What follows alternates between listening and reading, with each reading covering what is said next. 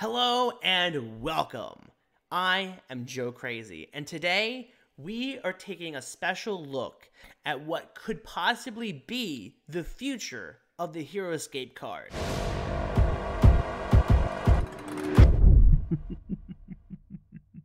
This is what we have looking forward. Now, Tuesday, October 11th, Avalon Hill had put out a post talking about how they are giving us the choice to vote on what we think should be the new card design for heroScape. Now, there are 4 designs, and we're going to be looking at the 2 that I'm unsure about which one we should choose. And also, I have an OG card, and when I say an OG card, like the original heroScape card, because we're not just talking about the shape of the 7 hex. We are talking about the graphic design choices that are on these cards and the differences between what Avalon Hill has for us and what, you know, the original heroScape card that we have here. And the one big thing that I want to point out to all of you is the detail. The war-torn detail on the OG card compared to our new designs. The new designs are subject to change. So, Avalon Hill, I hope that you guys are listening, and I'm sure you guys are. So, one thing that I find, and I was just talking to my girlfriend Jill, and what we believe is really cool and what we love about heroScape cards are the details on the original card.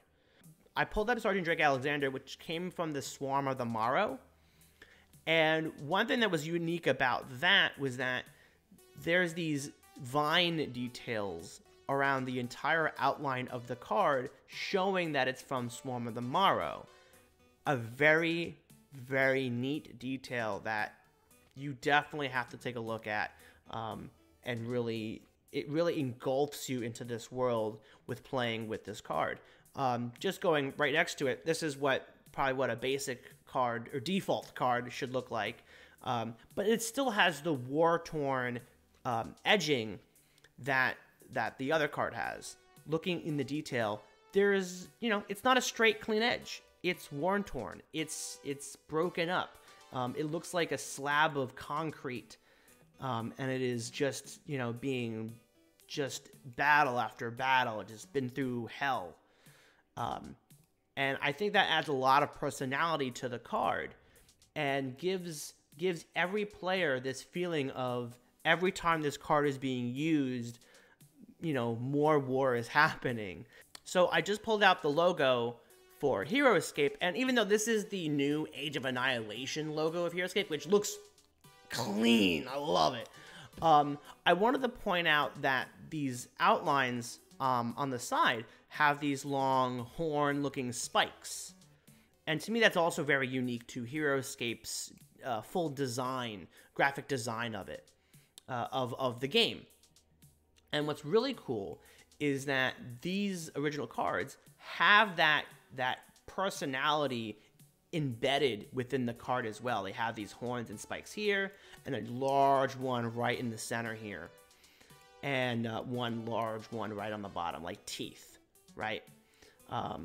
It's a very unique, and when we talk about the OG card, between the war-torn edges around the card, making it feel like it's been in battles many times, as well as these spikes that give the card a personality to it. Quite something that we refer to and maybe not mention when we talk about how we love this card design. Another thing too as well is that between the side here with all of the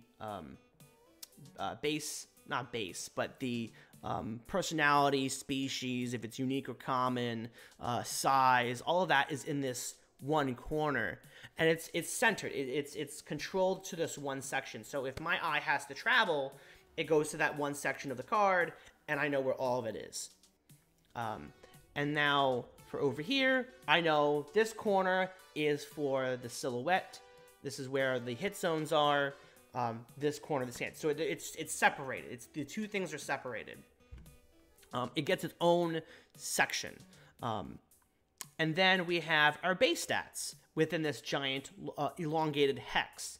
And we have our life, which is clearly stated by life. Our move, which is clearly stated. It says 6 spaces. It's not just a number, it's 6 spaces. It specifies. Range also specified with the word space as well. Attack, defense, specified with, words and numbers. And of course, we do have some coins on the side here with how many? 80 points. It's clearly stated. And for any new player reading this card for the first time without going through the rule book, we don't need a guide to tell us what any of the symbols might mean. And I'll get to the symbols in a second of what we're referring to here. And then, of course, then up here, we have a big clear image of the whole figure. It's a zoomed out image. It's not, it shows the entire figure and its perfect pose. Up top corner here, its purpose is to show the name and what Valkyrie general they follow. And then, of course, in this big, long section here is where all the special powers go. And this character here currently has 2 abilities and then plus some space left over. Just to zoom through here, this, same thing, 2 much longer. I mean, flying is a long ability here, and there's still some room here. And, of course, we have Sergeant Drake Alexander, and he has 3 abilities that all fit in here. And, obviously, some of the wording isn't, straight edge, but some of them come out to the side, and it's kind of just fitted perfectly within this section of the card. So everything on this card has a purpose. It has meaning. It has personality. Everything's clearly stated. It isn't just a 7 hex design that makes this card special. Now, taking a look at Avalon Hills Age of Annihilation 7 hex card design, we can clearly see that it's a very simplistic design. It's minimalistic.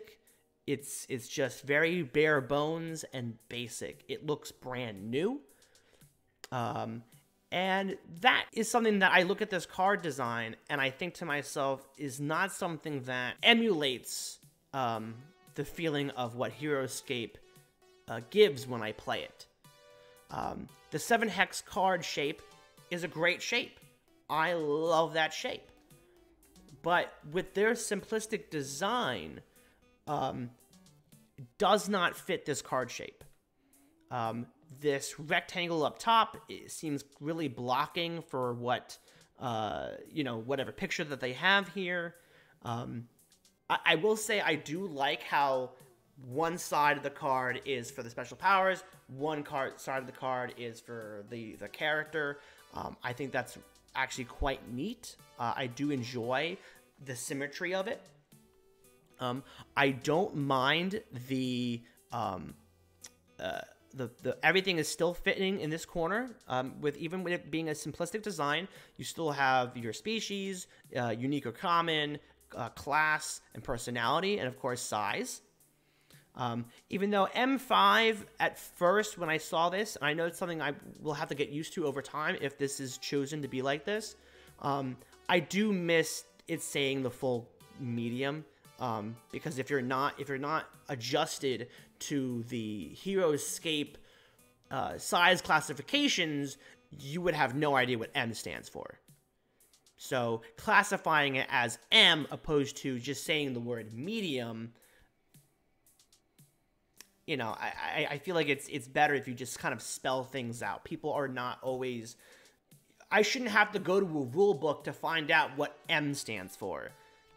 Just type it out, medium. This is not something just for this card design. This is for all of the card designs. They all have this same thing. This is a kind of a nitpick for me when it comes to this new card design. There is plenty of room on this side for special powers. And then we come down to the base values here. And to me, they're really kind of on the bottom. They're out of the way. They're just kind of like they don't feel like they're a part of the card at all. They're kind of pushed aside for some reason, like they're not important. You know, a lot like the heroScape logo, which is a nice touch, but just with the base powers. I mean, these are the base stats for the card, and they just kind of push the side on the bottom, like, yeah, we don't really care about this, but it's more about the face. Look at the face here. Look how awesome and big the picture is. Oh, here's the stats. Here, by the way, if you want to play the game, put the stats down here. And then we have in this corner, which is, I would assume, the same size miniature of the silhouette, but just, you know, move to the side a little bit, and then you have also the points. And that's fine. That's fine with that. But to me, there's too much information here. Because I know the silhouette is a silhouette for a reason, and for my eye to come over here, it goes to the points first. It doesn't go to the image. It goes to the points. It goes to the number, because it's something I can physically read a lot easier. So when I'm over here, and I know there's supposed to be, let's say, a grayed out sword or the grayed out gun, everything else is going to be red, and then a green dot in the center for his line of sight. And so there's already a lot of information in this corner for me to read. And so to mash it with the points as well, there might be too much information over here. So I'm not really a fan of having that there. Opposed to this other side, like, we're already used to this. The same information is already here. So that's totally fine. It's just that this side to me was always, you know, centered around the hit zone for the character, the line of sight, knowing what's a hit zone or not. So adding the points to me is just a bit too much information for that section of the card. And of course, I don't even see anything on here that says Jandar. How do I know if it's Jandar or not? Just the symbol? How do I know it's the symbol? Well, how do I know what the symbol is? Do I have to go back to compare it with the other card designs? Is it going to just tell me that in the rulebook? Do I have to go to the rulebook every single time to go look at what it says? Where does it say Jandar? Where does it say the Valkyrie general that they follow? And I understand that the Dawn Raider Syndicate don't follow a general, but don't let the faction and the story, you know, overtake what this card is trying to tell me. The information that Jandar, I mean, the Jandar symbol's there, right? So if these characters do not follow a general, then why even have the Valkyrie general symbol on there? Just scratch that off. Just take it off. Put something else there. Put you know, a symbol for the pirates themselves, the Dawn Raider Syndicate logo or insignia of some sort. So it's actually lacking information, and the way they have it sorted here just doesn't have this personality that the card we just looked at has. So with that said, let's take a look at their new design that they have. All right, so this is the new Scape card design that they have. Zoom out right out the get-go. It is one single hex. So it still has that hex shape feel to it, which is totally fine. Grabbability, I would have no idea, because I've never grabbed a card like this. And I'm actually really excited to get a card like this in my hands. It's very exciting for me to think to the possibilities of what this card could feel like when holding it. And of course, I could already imagine me putting these cards, you know, in different configurations as I put Killian Vane here, I'll put the Queen Maladrix here, I'll put third card, come on brain, work, crank, frustrating honor guard, perfect. So the shape to me works for me. If we're sticking with this simplistic design, it works perfect. You have all of the base stats in this corner in this really neat, simple hex shape. You know, the symbols, like I said, you know, it worked for this section because you don't have room to put life, move, range, attack, defense. You have to have the symbols for this amount of space. 80 points. I love the coin symbol. I think that works. Having the hit zone character here, I don't think that changes much. I like that it's all in one section. So if I think to myself, okay, all the base information I need to know about this character is on this side. Well, on that side of the card. I like that. You know, I've already said that I'm not a fan of the symbols, especially when it comes to the attack and defense logos, symbols. It should be the attack skull, and it should be the shield defense that are on the dice. The range one is actually a very unique design. And it's obviously a ruler. It's supposed to be a ruler, but we don't use rulers for heroScape. So it's a bit odd that we use a ruler for range when we don't use a ruler for the game. So what? It feels weird. So when it comes to the symbols, yeah, it seems a bit off. The heartbeat, I like that. That's a simplistic design that I think works for me. You know, just tired of seeing a heart design. Then again, I can understand why you wouldn't choose to put a blood stain there either. But I like the heartbeat. The heartbeat works for me. Obviously, the move, this is universal for literally everything. It's the most basic design for moving something. I work with a computer all the time, and I use, you know, photoshopping software and different things like that. So that's the basic design for moving. So that works. That's fine.